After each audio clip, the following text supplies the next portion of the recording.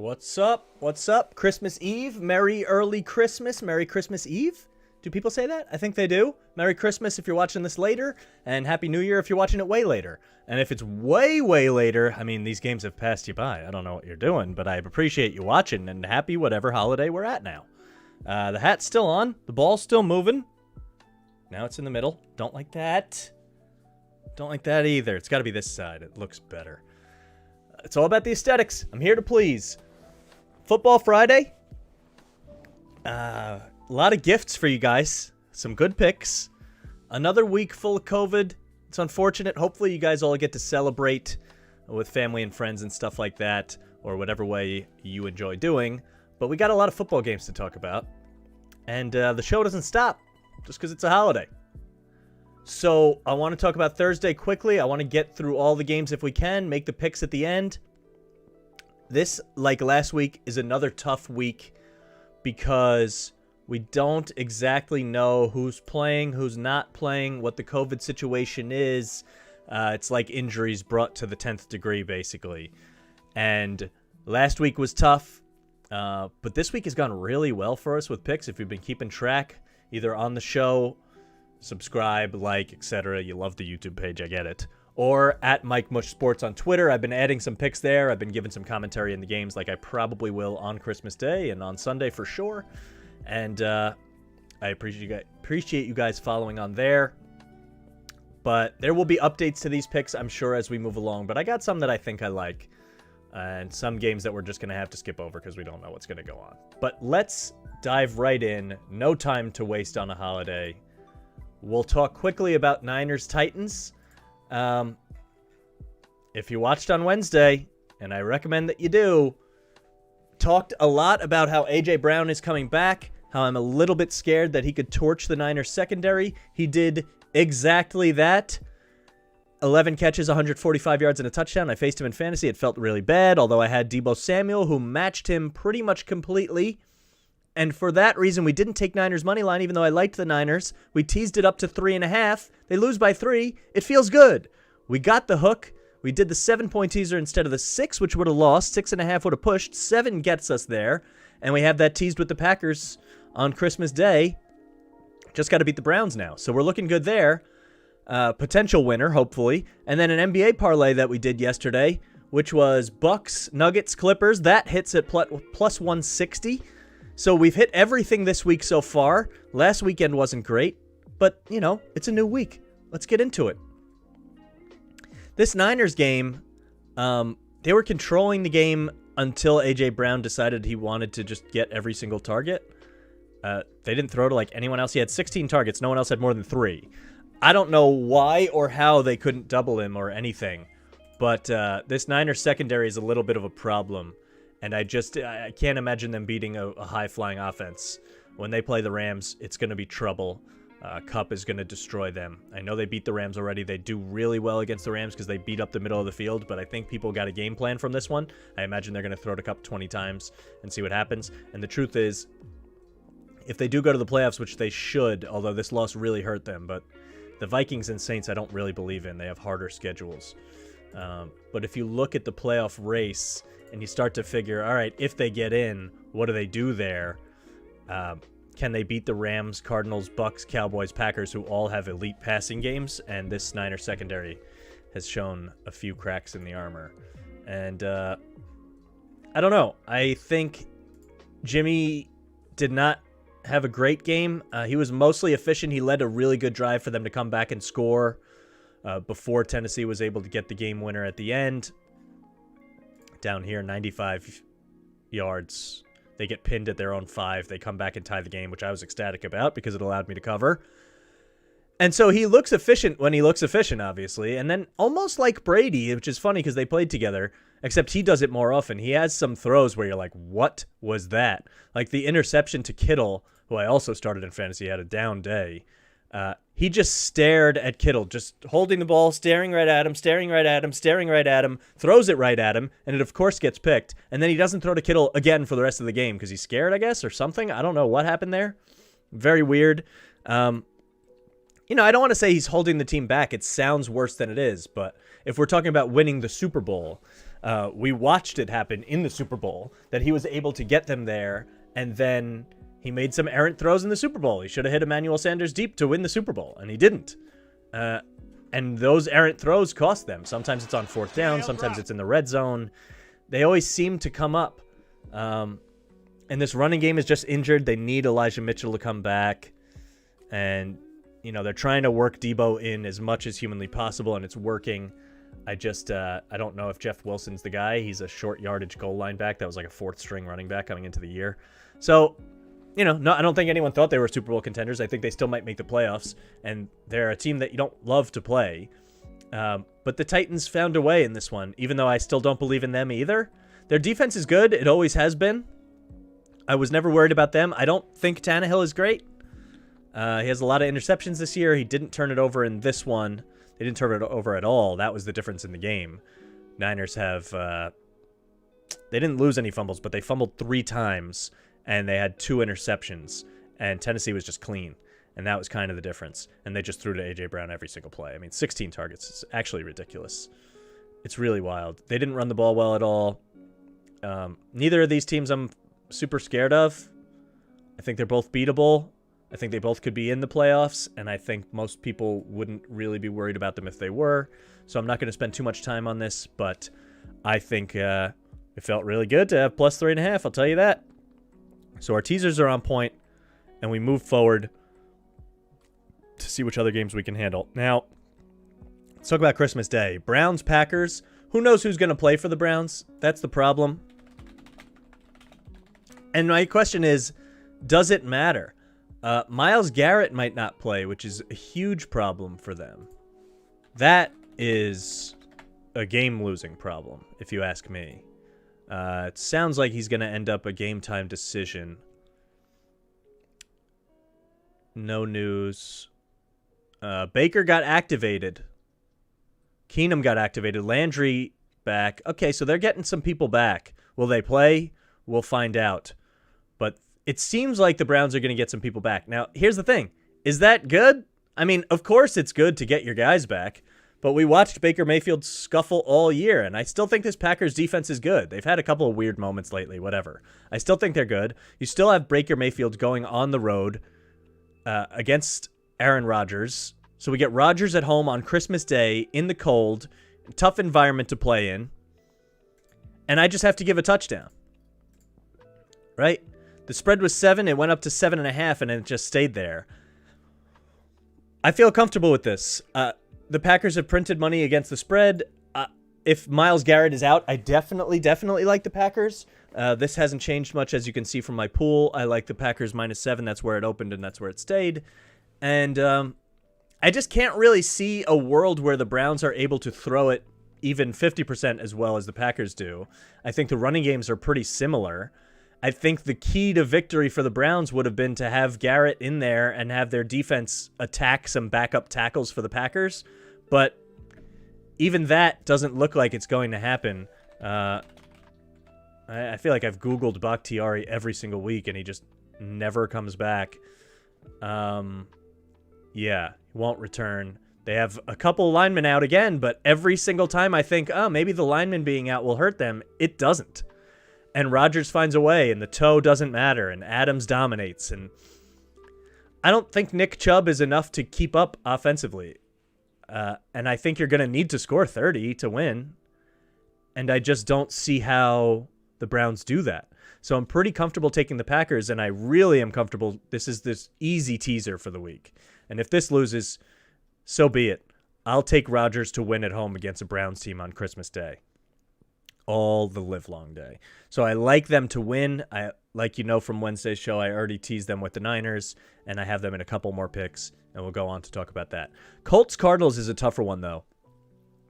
This one I'm completely torn on to the point where I'm keeping it off the board as far as my picks go, but we make a lean for all the people in pools out there. I want to talk it through at least because it's a marquee matchup for sure. The Cardinals feel like they're on a tailspin somehow. Even though, you know, it's not all bad, but they didn't look right without Hopkins. They've lost 3 of the last 5. They did this last year where they started to get banged up and fell completely off a cliff after having a pretty easy early schedule. And they're facing a team that will punish you if you're not ready. And I just don't know what to do with this for a couple reasons. One, the easy thing to do is just take the Colts, assume Arizona is in a tailspin. Taylor will run down their throat. Cardinals' run D hasn't been perfect. In this Lions game, they even gave up 112 yards to Craig Reynolds, who's a third-string running back. And the Rams ran on them the week before. And so I'm worried about that. But the only thing that that is stopping me from taking Indy is, Carson Wentz on the road is bound to have some bad games. He hasn't turned the ball over really at all, so credit to him. And I like Wentz. But he's due for a game with a couple turnovers that are really costly. And Arizona's secondary is good and opportunistic. If Budda Baker gets a pick 6, it's not going to shock me if he plays. I mean, who knows? But this line was Arizona -5 last week. And then they lose to the Lions, and Indy gets another win. And we move it all the way to a pick'em at some point, and now quickly has bounced back to -1 or -2 in a lot of places. Even so, those are key numbers. You're giving 3 points just because of 1 week. Maybe it's warranted. I don't know exactly what to do with this, because normally when I see a line move this much from 5 to 2 or 1, I'd rather take the team that was originally -5, because I don't think, unless there's major injury concerns that change the tide of things, that 1 week can have that much impact. But Indy just continues to punish teams that have some sort of weakness, and this Arizona run D might end up being a weakness. And Kyler hasn't been very good. Let's look up his splits by month, because it's just, for the second year in a row, it has not been what you want it to be. And we look at... Can we find... did I pass it? September, October. It didn't play in November. Yeah, I mean, his completion percentage is down from 76 in September, 70 in October. Now it's 62 in December. He was 7 touchdowns, 4 interceptions in September, 10 touchdowns, 3 interceptions in October, 3 and 3 in December. This happens. He wears down. He's a small guy. There's got to be something to it. 2 years in a row. I mean, maybe he has an unbelievable game against a secondary that I still think is beatable, but has performed pretty admirably in all their games. I just don't feel comfortable putting this game on my pick slate at all. And I guess if it's 2 playoff teams, I'll take the playoff team that is getting points and hope that they can do something. I thought about teasing the Colts up to 8 or so. I still may do that. But there's offensive line concerns with the Colts. There's a lot of concerns with the Cardinals. I don't know if James Conner will play. He's banged up even if he does play. This high-flying Cardinals offense has not been high-flying, so if not, then what are you hanging your hat on here? I think the Colts can control the game. I'm torn. I'm honestly torn on what to do with this one. I don't have a good feel. And I think anyone telling you that they feel strongly about the Cardinals right now is just trying to say that it can't all fall apart this fast. That's the only take. I don't know if there's a lot of X's and O's takes that are supporting the Cardinals. But line movement matters. And if they were -5 a week ago, they probably shouldn't be a pick'em now. So where did we... Yeah, it's -1 in the pool. Like, yeah, there's a lot of movement here. I'm curious what it'll go to before kickoff. I'm staying away from this one. I want to watch it and use it as information to move forward with. And I suppose if my favorite thing to do would be tease the Colts up, then I should just take the Colts getting points and see what happens. So that's probably where I'm at right now. But, you know, you got to pick the games that you think you have an edge on. And this doesn't feel like one of them. How could anyone have an edge on this game? It's going to be a great game. Christmas night, prime time. I'm excited to watch it. But you don't have to pick it. And I'm not going to. Let's move on to Sunday. We'll skip past some of these ugly ones. I mean, Lions, Falcons, this is COVID impacted. Sounds like Goff won't play. They have enough injuries. They lost Hawkinson. They won last week somehow. They're riding high. Is this letdown time? I actually don't think so. For no other reason than I look at Atlanta as a touchdown favorite, and I just have to say no. Nothing else matters. This could be any team in the NFL. It could be the Jets.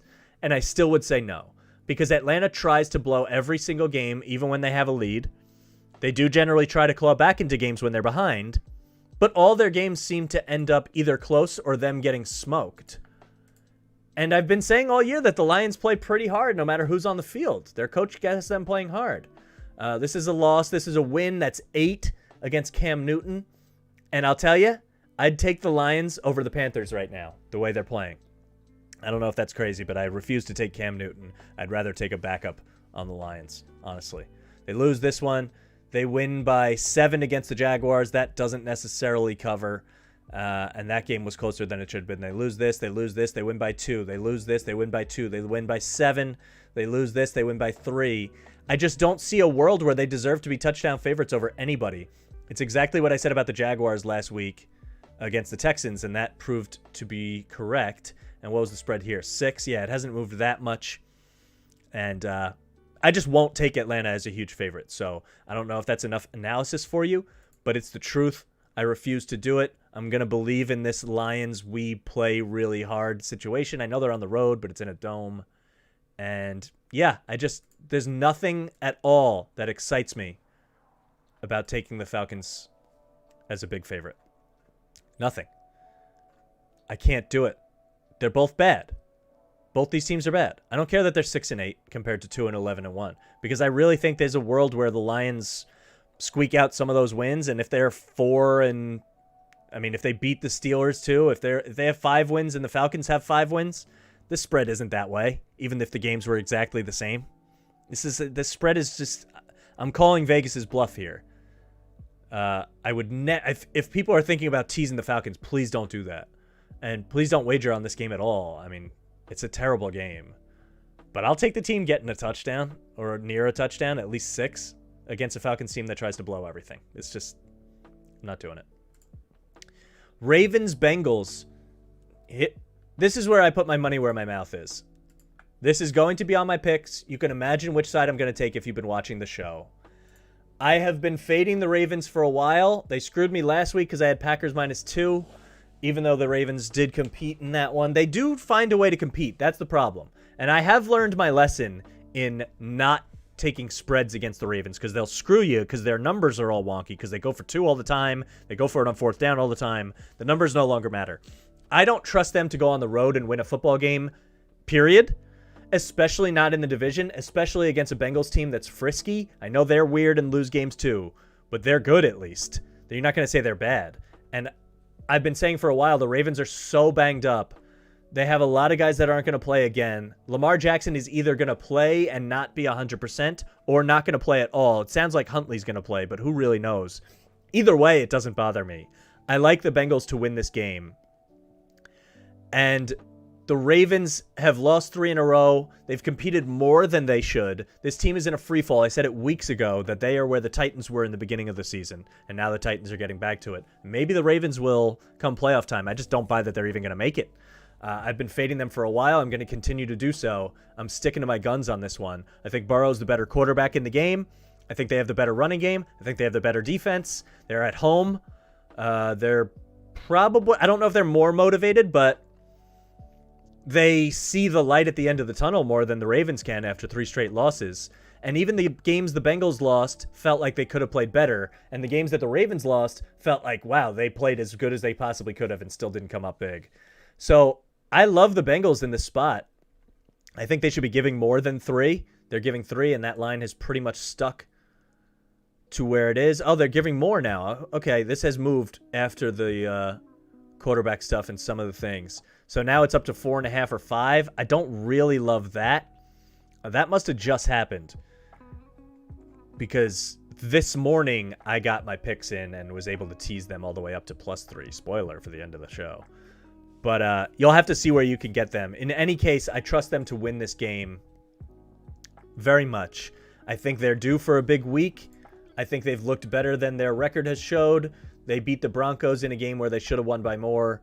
They could have easily beat the Niners after clawing back and screwing themselves over 10 different times by muffing punts. They could have beat the Chargers, even though this ends up a 19-point game. Go back to the old YouTube shows and watch that if you want to hear me wax poetic about the Bengals, because I still really believe in them. I still think they're good.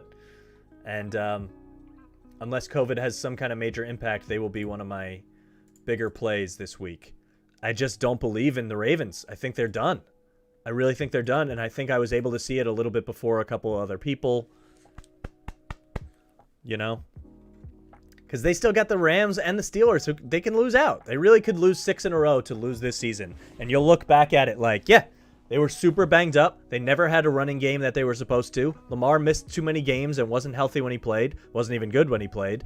And Huntley played his best game as a pro last week, and I just don't know if he'll be able to go on the road and replicate that. And I like him. I like what I've seen, but I just don't think he's going to be a superstar right away. And I'm imagining there could be some regression to the mean for him this week against an opportunistic, fast defense. So I really like the Bengals very much. Rams, Vikings. Now this one is weird because I've changed my stance on it. I am keeping it out of my official picks. But Dalvin Cook was ruled out. Also, Cam Akers might be coming back, apparently, I saw. Come playoff time. That'd be wild. I'm not going to put any stock into that. That's not happening now. I just hate this matchup for the Vikings. I don't think they have the much, much worse coach. Cooper Kupp cannot be stopped, and the Vikings can't stop anyone down the field. I think Kirk Cousins has been massively overrated. I don't know how many times I need to go about that. Stafford is the better quarterback. We have the better coach. Much better defense. You have Ramsey to deal with Jefferson, who is the cup of their team, but you can slow him down potentially with Ramsey. You can't slow Kupp down with anybody. You don't have your starting running back if you're the Vikings. Just everything is going against them. Madison isn't going to beat Aaron Donald. I think the Rams have been clicking much more recently. I think this is just wrong time, wrong place for the Vikings. Wrong injury report. Wrong everything. And at first, I was going to take the Vikings because I like them as home dogs if Cook was there. But that really, really hurt my excitement about that. So I don't know if this line has really moved very much. It hasn't. It moved off of 3 to 3.5, which is actually big movement. But in what world am I excited about taking the Vikings here? I'm facing Kirk Cousins in fantasy, and I'm in the semifinals, and I'm really excited about it because I think he could have a completely meltdown game where they just get blown out. Normally, I like home dogs to tease up. This is not going to be one of those spots at all. I'm also not going to take the Rams. I'm just going to stay away from this one in my official picks, but I do trust the Rams a lot more. And I'm not inspired by the Vikings win over Chicago. They didn't look good. And the win against Pittsburgh, I don't necessarily think means that much. They gave up 28 to a Pittsburgh offense that doesn't do anything. And this Rams game against Seattle felt like it could have been wider than a 10-point spread. I mean, they haven't beaten up on any good teams, the Rams. Like, not really badly. But they have the tools to do so in this one. This might be the game where you're like, oh my God, the Rams won by 30 in Minnesota. There's a world where I tease this on Sunday, and I'll tweet it out at Mike Mush Sports. Give me a follow there if I decide to. As of now, it's not on my board, but I'm siding with the Rams for any pool purposes. I would think long and hard about betting them on the money line or something like that. I might still do it. I'm never taking Kirk Cousins against a really good defense when I think that his 1A is out of the game in Cook, and his 1B, however you want to do that, with Jefferson is going to be neutralized by Ramsey, who's been playing awesome, shut down DK Metcalf last week. I don't understand how they're going to move the ball. I don't understand how they're going to stop Cooper Kupp, and I think this one could get away from them early, and you don't want Kirk Cousins having to grind back into a game. So I think this one's actually pretty easy. I don't know if I'm missing anything on that front. Maybe any COVID news or whatever. Let's see. Yeah. This just feels like a Kupp versus Jefferson thing, and Kupp is just so much more poised. Kupp is going for the single season record for receiving, which he will definitely get because he's got an extra game. Rams had more than 24 players spend time on the COVID list last week. They are on short rest, and they are going on the road. I guess that's some hesitation. But I just don't think that's enough to have them lose this game. So I'm going to side with the Rams. Bills-Patriots is one that I've been looking forward to for a while. The first matchup got a little screwed up. This one will be in my picks. I think this is, if you take my spin on it, it's a little bit easier than everyone's making it seem. First of all, you might know that I've never been a fan of Josh Allen. If you've listened at all or watched the show, I just can't get on board with a guy that's not that accurate. I think the Patriots defense is at least comparable to the Bills, and I think after Tre'Davious White went out, their secondary is more beatable than the Patriots, maybe. It's probably close. So even call that equal. I think the coaching advantage is too huge for the Patriots. Weather should be okay. There might be snow on Sunday in New England, but by game time it should die down. They should both be able to throw and pass in this one. But the coaching thing matters to me. And the Patriots have always owned the Bills. And just remove everything else. I have a hard time imagining that in a must-win game, Josh Allen is going to go into Foxborough against a really good New England defense and shred them completely. I don't see that happening. The Bills also have issues. Cole Beasley is out. He's unvaccinated. He's not going to play. Gabriel Davis is now out.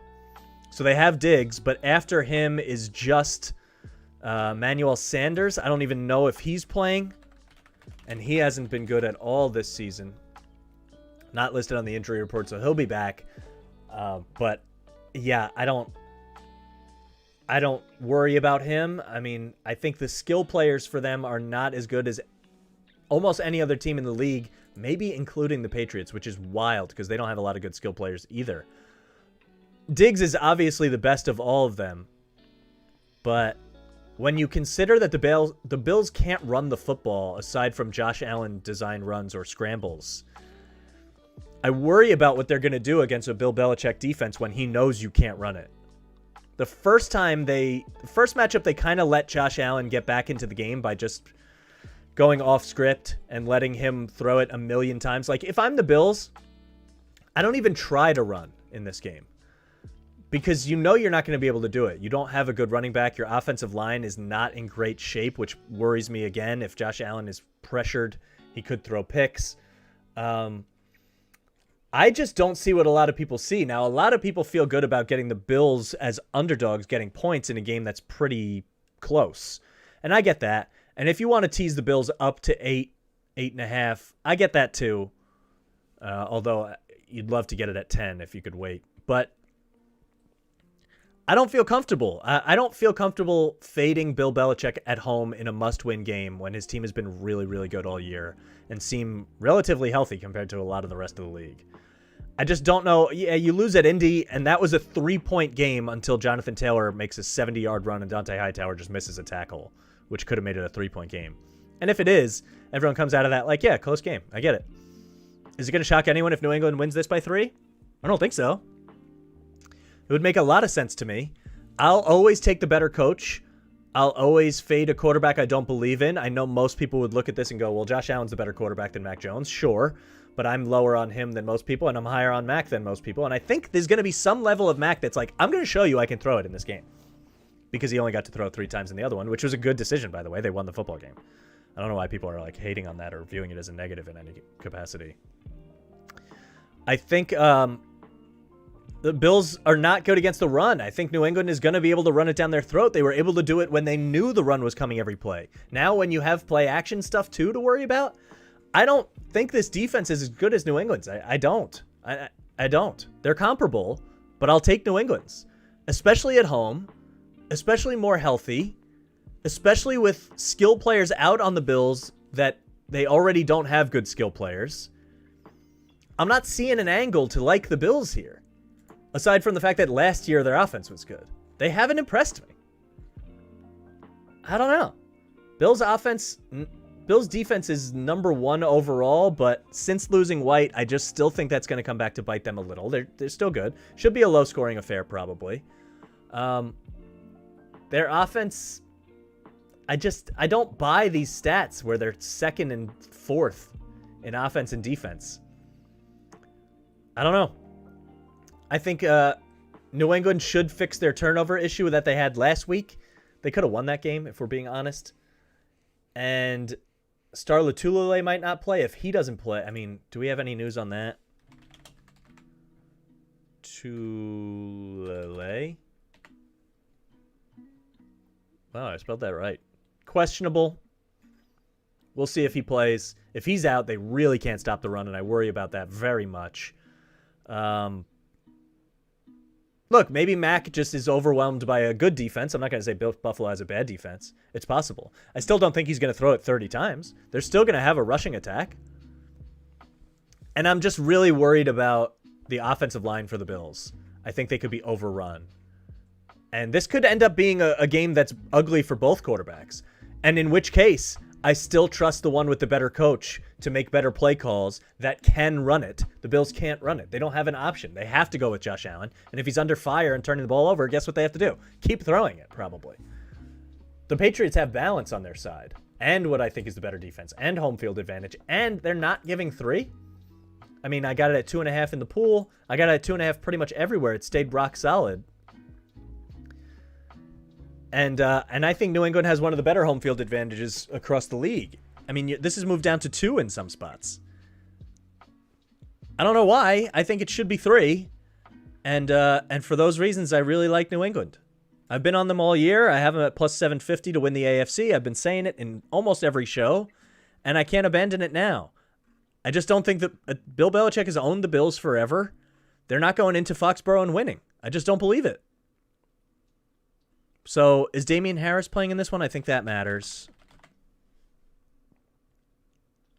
Doesn't seem like much yet. Not much. We'll see. We'll see who signs up. I mean, of course, you're going to have to look at this one before game time, just like everyone. Harris looking better on the 22nd. Limited Thursday. But he's practicing. I imagine he's going to play. So I'm on the Pats here. And you'll see exactly what kind of configurations I'm working with for them at the end of the show when we give our picks. But I am on the Pats.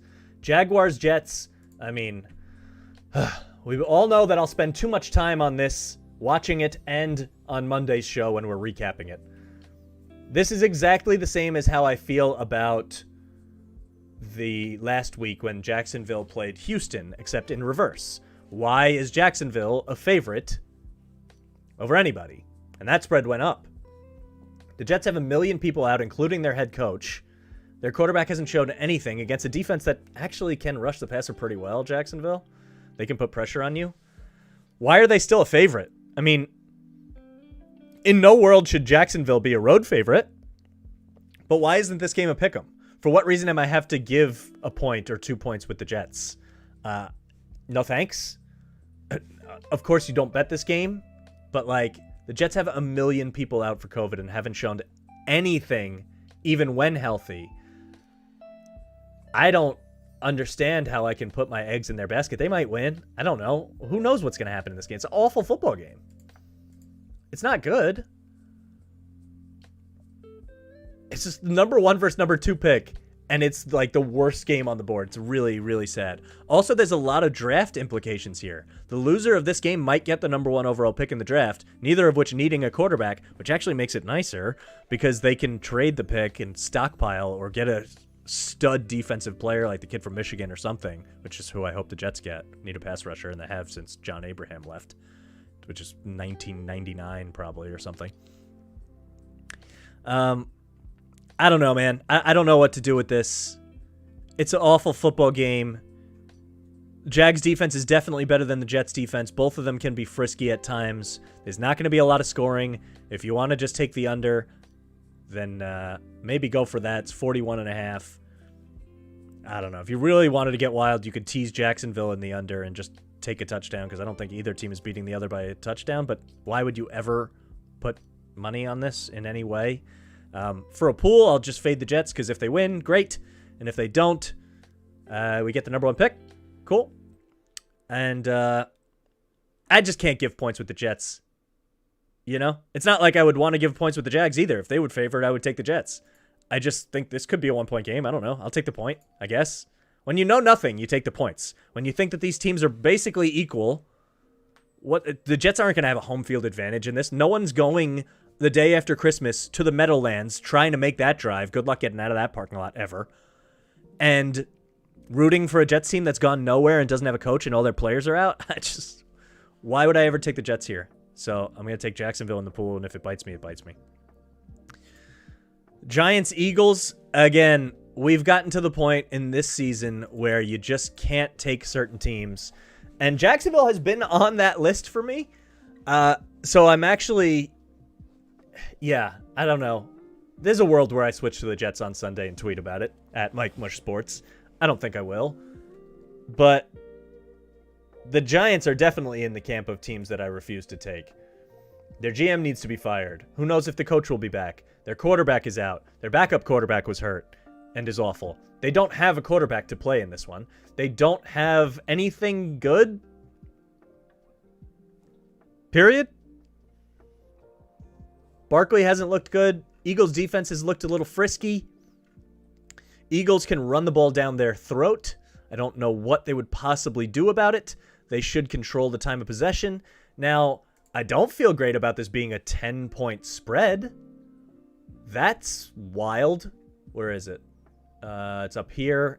It started at 9. It's moved to 10. I don't want to give 10 with the Eagles. I don't believe that much in this Eagles team. I don't want to take plus 10 with this Giants team. Are we getting Jake Fromm? I don't know. Yeah, I mean, there's no world in which I can take the Giants plus 10. There's also no world in which I'm comfortable taking the Eagles minus 10, but when you're talking about a team so depleted like the Giants with nothing at all to play for, and a team in the Eagles that still could theoretically make the playoffs, has a cupcake schedule down the stretch, and has won 2 games in a row by at least 10, and one before that by 11, and one before that by 17. They did lose to the Giants already. Can we look back at that game quickly? Hurts was awful, 3 interceptions. I expect him to not be great again, but he'll play better than that. Daniel Jones played in that game. And there's really nothing to write home about in that one. I don't know. I'm torn on this one. The spread is really big for me to take the Eagles minus 10, but this Giants team, I mean, well, who do they have? Who do they have? Fletcher Cox practiced in full. That's good. Yeah, they're getting all their guys back. There's really nobody that's going to hurt them. I mean, maybe Miles Sanders doesn't play. I don't even think it matters too much for them. I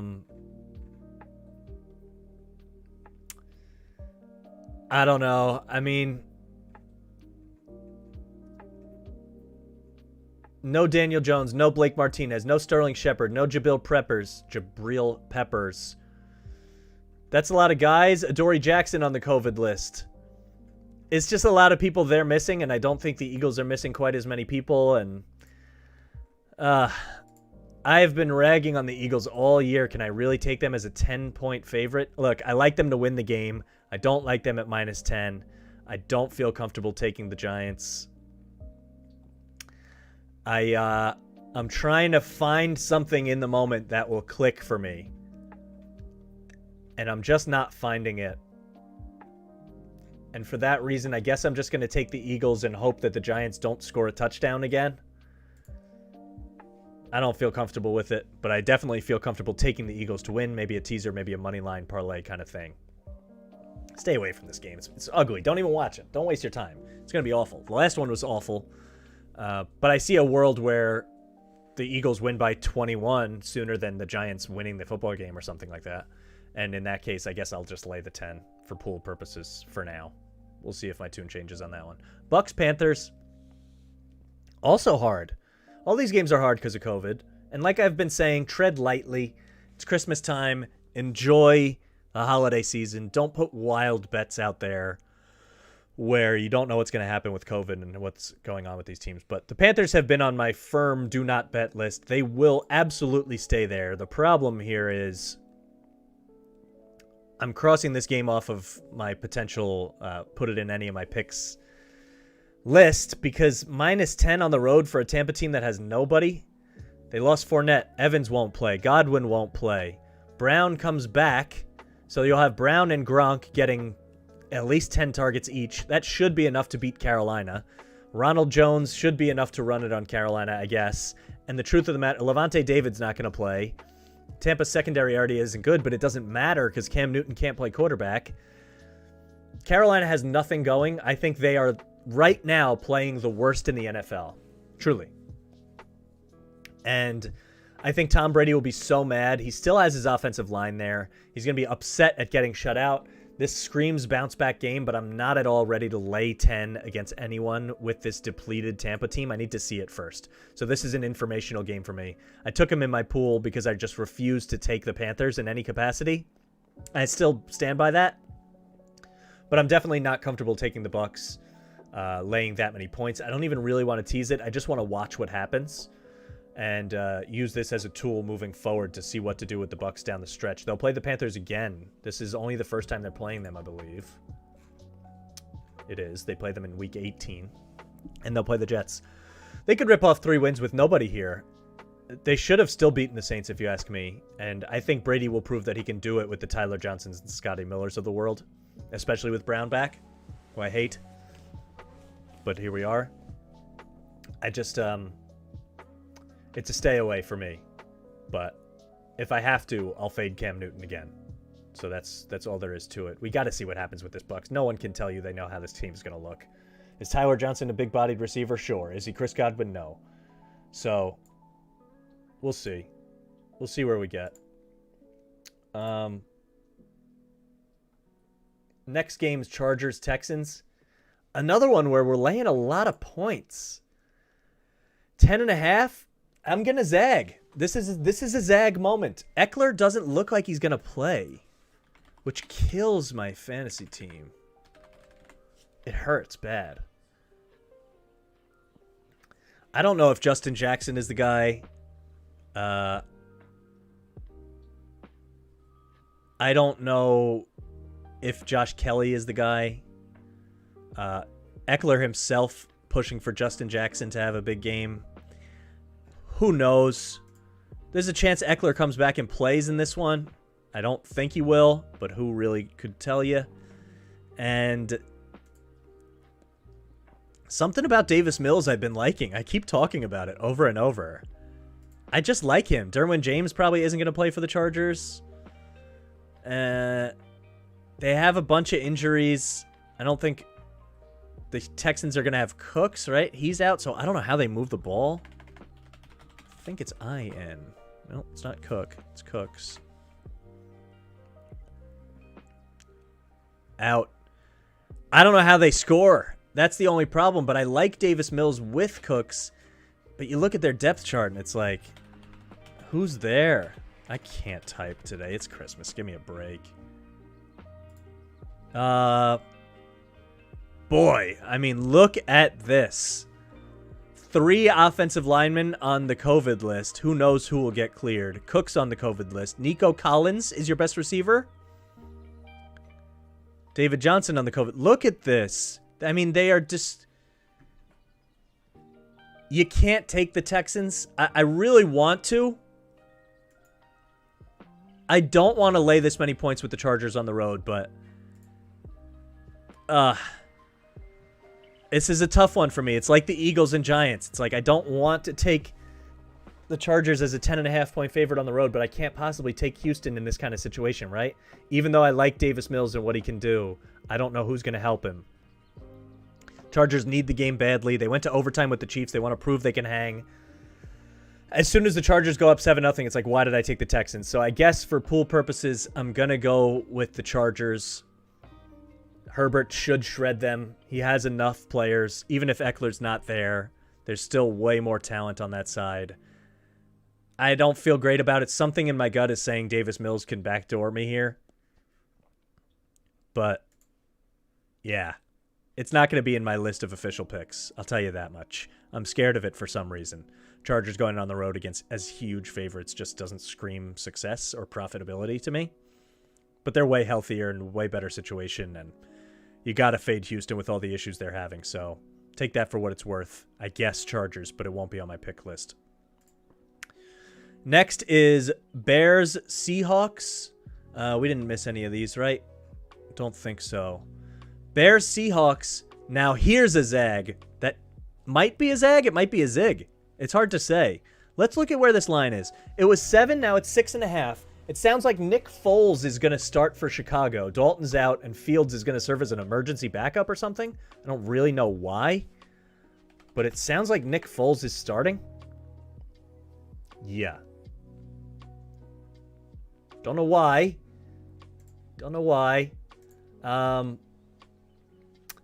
I've been waiting for the Russell Wilson bounce back game for a long time. I'm really hoping this is it. They are relatively healthy compared to the Bears. The Bears have nothing. They have no coach. They have no quarterback. They don't have any skill players I'm scared of. Mooney's good, but that's about it. The Seattle defense has looked much, much better lately. Their offense is a work in progress. They did hold the Rams to 20.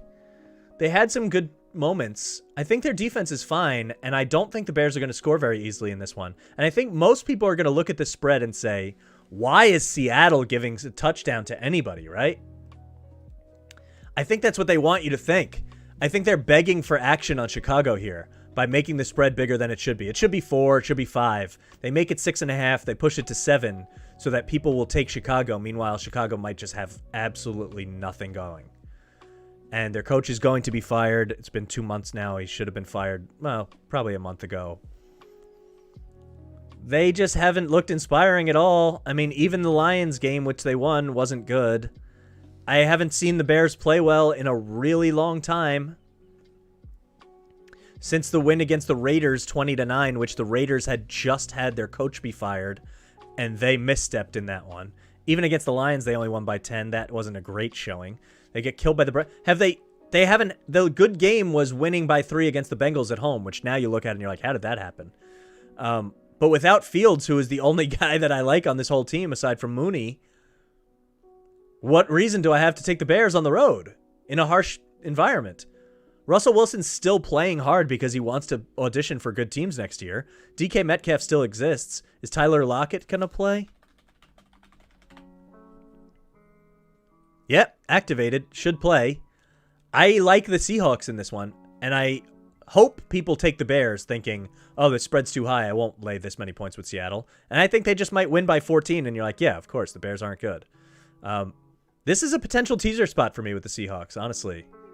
I don't have it in my picks right now, but don't be shocked if Sunday morning rolls around, or even Sunday afternoon after the 1 p.m. games, and I tweet out at Mike Mush Sports that I'm teasing Seattle down to the money line, or taking their money line in some capacity. And I even like them on the spread. I have I have no reason to take Chicago. I'm not taking Nick Foles as a road quarterback with no prep when he hasn't played all year. He hasn't played in forever. Seattle's defense isn't bad. The quarterback situation is too different. Pete Carroll's still a way better coach than Matt Nagy. It's not a high bar, but it's true. And Jamie Foxx was cool as Electro in Spider-Man. No spoilers, but it's cool. So yeah, give me Seattle. And by the way, I hope the Jets find a way to be weird, trade Zach Wilson in a package, give Seattle their pick back, and get Russell Wilson for next year, and build up their defense and let Russell Wilson work with Elijah Moore and their offense that they have and a couple of linemen that are coming back, and could be good. Sneaky good. Don't go to the Giants. Come to New York. Play for the Jets. Won't happen, but it'd be cool. Give me the Seahawks. Steelers, Chiefs. Another one. It's like, what do you do with this game? Tyreek Hill and Travis Kelce sound like it won't play. I definitely don't want to take Big Ben as a road quarterback going into a harsh place to play where he has to outduel Patrick Mahomes. Under any circumstances, I don't want to take that. And in fact, the spread has moved. It was 10. Now it's 8.5. You can get it at 7 in some spots. It's probably a stay away game, but the Steelers are not good. They're not. They beat Tennessee. I don't know why or how. I'm not a believer. I haven't been a believer in them for a long time. And another thing that is not on my... Another game that is not on my official picks list, but could end up in a teaser with Seattle or a moneyline parlay. Because I won't take Big Ben as a road quarterback against a good team. Even if their two best players are out. I just won't do it. Could this be the Josh Gordon game? Because, like, who's there for the Chiefs? Why can't I get the Chiefs? Teams, Chiefs.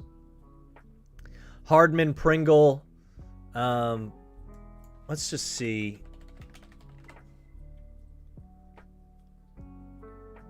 Still have tomorrow to get Hill and Kelsey and others back. Look, you're going to have to... We can't do too much on this one. You're going to have to see what happens. Remain optimistic that they can clear protocols. I mean, we don't know. If they play, I'll take them at almost any spread. If they don't play, I'll probably tease it. But in any case, I just refuse to take the Steelers on the road here. I know they might do something frisky if the Chiefs don't have any players and can't move the football. It's possible, I guess. And last week, I thought the Chiefs would run down the Chargers' throats, and they just opted not to. I think, again, they should run down the Steelers' throats. We'll see if Andy Reid learned his mistake. But I just won't take the Steelers. So I'll roll the dice that one of those guys play. But, again, check back to the Twitter, and we will see what we can do before kickoff. Because there's just no reason to like Big Ben as a road dog, right? Why? I'm not a believer. And I'll roll over with the Chiefs if I have to. But, tune back in to see if Kelsey and Hill play, because that changes everything.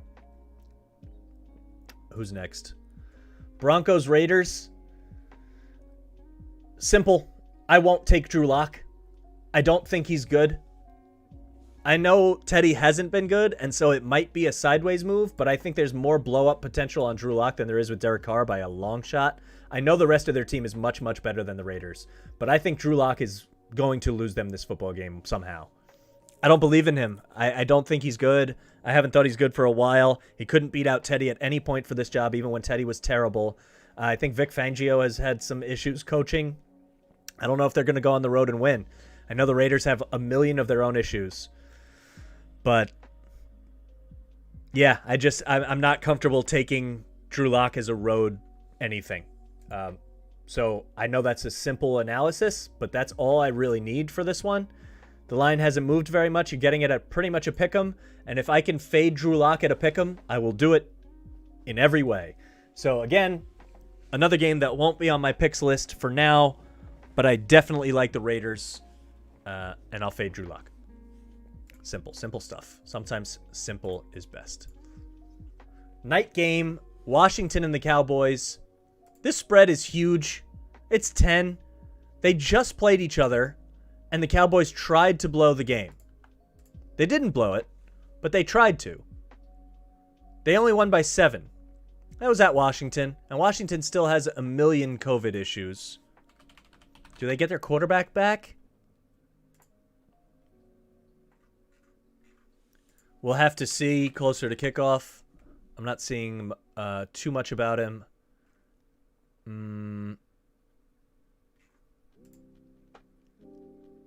Yeah, I'm not sure. So you got to stay tuned for this, but the spread just seems too big. The Cowboys don't seem to blow teams out. I haven't loved what I've seen from them in a while since they beat the Falcons 43-3. Then they went on to lose to the Chiefs, lose to the Raiders, beat the Saints by 10, beat Washington by 7, beat the Giants by 15, but they should have done way better. They just seem to have issues that I can't explain. And they're an opportunistic defense, so if they turn over Washington a lot, then they'll cover the 10. But right now, I've seen too many issues with Dallas that I don't feel comfortable with them laying double-digit points. So I'm going to have to take Washington, even though there's not a whole lot to like about them. I'm going to have to do it. Because I think McLaurin and those guys can maybe get something going to at least backdoor 10. If it's 14, and it ends up as 7, I won't be shocked. But I like Dallas to win the game for sure, and I can put them in a money line of some sort. They can't lose this, right? I mean, you just can't. If I'm Dallas, though, they already clinched the playoffs with the Titans win last night, and I think I would feel better about their playoff chances if they would rest a couple guys. They shouldn't play Zeke. They should give Dak a game off. I don't know if you do it now and then get them back into the rhythm towards the end, or if you give them the last week of the season off and worry about the rhythm thing when you get to the playoffs. They're not going to do that, but I think they should. And this game will just be about how much the Cowboys defense can shut down Washington. That's all it's going to be. It could be a rout. I don't feel strongly about this one. I definitely feel strongly about taking Dallas on the money line. They will win. It just screams 7-point game to me for some weird reason. And they're clearly bumping up some of these spreads to get them out of a teaser zone. So you'd have to still give 3 on a teaser or 4 or something, which I don't love to do. And it feels inflated for that reason. And so I might take Washington plus the 10 just to, divisional game. Dallas hasn't impressed me in a while, despite all their talent. And Dallas spreads are normally inflated because they're such a public team anyway. So I'm thinking about trying to middle this one. Washington plus 10, Dallas money line. We shall see. Injury report matters big time. Big time for Washington. So stay tuned all day Sunday. We might not know until later. Miami, New Orleans is on Monday. I have a potential pick for this one, but it seems so far away with the way COVID is. Christmas is until Saturday. And thinking about Monday feels a little wild. But Ian Book is going to start for New Orleans. He hasn't played Notre Dame quarterback last year, who I didn't even think was that good at Notre Dame. He's going to be completely out of his element here. I'm going to be taking Miami. I don't like this New Orleans team. I don't think they have anything to offer. I know they beat Tampa, but that game was weird. And truthfully, Tua versus Ian Book doesn't give me a lot of excitement. The New Orleans defense is really good. They could turn Tua over. I love the under in this game, but the number is so low. It's at 37.5 now. So I'm thinking about a teaser of Miami and the under, but that's not till Monday, and we will be doing the Monday show to recap all of these games. And we'll have time to preview that on Monday. So stay tuned for that. I'm leaving it out. If you need a pick for the pool, I'm just going to fade Ian Book in a terrible New Orleans offense. Miami sometimes looks good. They get Waddle back. Their offense should look a lot better than last week. So, the idea of Miami as a road favorite against a good defense is scary. I'll grant you that. But I think Book might just have a really, really, really hard time against a blitzing defense. He hasn't played at all. He can't be ready. He just can't be. And this is good. They're going to have to use Kamara every which way. He's going to have 25 touches, and he has to be efficient with them. And Miami's defense blitzes so much, and Flores should have a good game plan for this. And I'm not going to try to get too cute and take New Orleans. So for pool purposes, take Miami, and we roll in to the weekend. That's every game, but we have picks for you before we wrap. You better believe we do. Full screen it. Hit me with the full screen. Shake the ball around.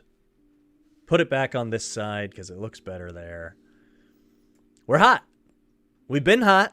We haven't lost this week. We already have the 7-point teaser that the 49ers hit, and I have Packers money line. But I assure you, there is more. The Don't Break My Heart on Christmas parlay. Packers money line against the Browns. Eagles money line against the Giants. Cowboys money line against the football team. Both of those are huge spreads that I didn't feel comfortable with. Both teams I thought would win, and the Packers, of course, I have been huge on the whole time. Those three, Packers, Eagles, Cowboys, give you minus 111. Totally fine for me. I think all those teams should win, and if they don't, it's an absolute disaster. The zigzag teaser.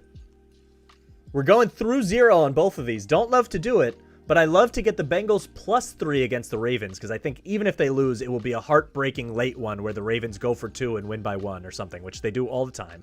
The Ravens, every game is close, so I refuse to give points against them, but I'll definitely take points against them because every game is close. So you get the Bengals plus 3 at home against the Ravens, and you get the Patriots plus 4 home against the Bills. Again, I don't see either team blowing each other out in that one. I think it'll be close, and I'll take the Patriots plus points at home with the better coach and a lot of better situations, which we talked about. So that's a teaser, 6-point teaser, -110. You got to look to see what all these spreads are. Who knows? I got the Bengals at +3, which I love, and the Patriots at +4, which I love. That's a -110. I'm going to take the Bengals money line against the Ravens. I got it at -170. I would probably take it anywhere up to -200. Above that is a little bit dicey. But I really think the Bengals should take care of business, and that could be a big win. And then I also like the Patriots again. So I teased those two teams, and I took them both on the money line. I'm double dipping on that because those are my favorite games of the week. So that's all I have for now. And then the maybe Monday teaser will be Dolphins against the Saints and the under in the same game. But we'll talk about that on Monday. So it's technically 4 picks, but it's not quite that many games. The Packers, Eagles, Cowboys parlay, the Bengals, Patriots teaser, the Bengals money line, and the Patriots money line. Everything else I'm just staying away from because who the heck knows what's going to happen with COVID. Stay tuned on my Twitter at Mike Mush Sports for more takes up to the moment when we get closer to kickoff. Maybe we'll have to change some of these. I don't think so. They're already locked in for me if you want to really know the truth. But we might add some things and we might, tinker with a few stuff. Also, today is Christmas Eve, so I appreciate if you watched. And it's the only sports day with no sports. That didn't make sense. It's the only day of the year with no sports, which is wild. It's a weird feeling to not be looking forward to watching some stuff after I get off with you guys here. And it's a good excuse to enjoy time with the family and don't feel like you're missing anything, because tomorrow we're going to have to ignore them a little bit to watch the football games. It's the way it is. I hope they enjoy it too. But have a very Merry Christmas. Happy holidays to everybody. I hope you enjoy yourselves. Stay safe. Hopefully we make some money. Hopefully we can gloat on Monday when I come back and we talk about all these games.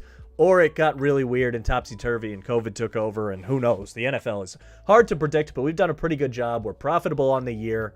We're rolling into a new year. As of now, we are live every Monday, Wednesday, Friday on YouTube. Search Mike the Mush, subscribe, like the videos, leave a comment, join the chat. Follow me on Twitter at Mike Mush Sports. Follow me on Instagram at Mike Mush Sports. I appreciate you for watching. Happy holidays. We'll see you on Monday. Peace out.